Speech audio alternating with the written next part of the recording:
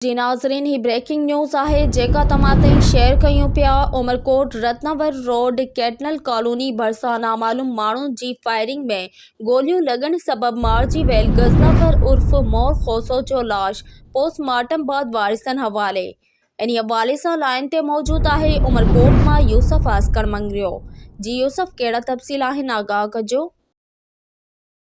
जी बिल्कुल, रत्नो road kettle colony भरिसां नामालूम माण्हुनि जी फायरिंग में गोलियूं लॻण सबबि मारिजी वियल गज़फ़र उर्फ मोर खोसो जो लाश पोस्टमार्टम बैदि वारसनि हवाले। गज़फ़र उर्फ मोर खोसो जो लाश सिविल अस्पताल उमरकोट मां पोस्टमार्टम बैदि वारसनि हवाले कयो वियो। घर में कोरामतल सिविल अस्पताल उमरकोट में वॾे अंग में खोसा बिरादरी जा माण्हू पहुतल। माहौल सोगवार। गज़फ़र उर्फ मोर खोसो जो कुझु माण्हुनि सां पैसनि जी ॾेती लेती तकरार हलंदड़ हो। अॼु पैसा वठण वियो त नामालूम माण्हुनि फायरिंग कई। गोलियूं लॻण सबबि फ़ौत थी वियो। वाक़िए जो अञा ताईं को केस दाख़िल नाहे थी सघियो। पुलिस तरफ़ां मामले जी मुख़्तलिफ़ रुख़नि खां जांच शुरू। जी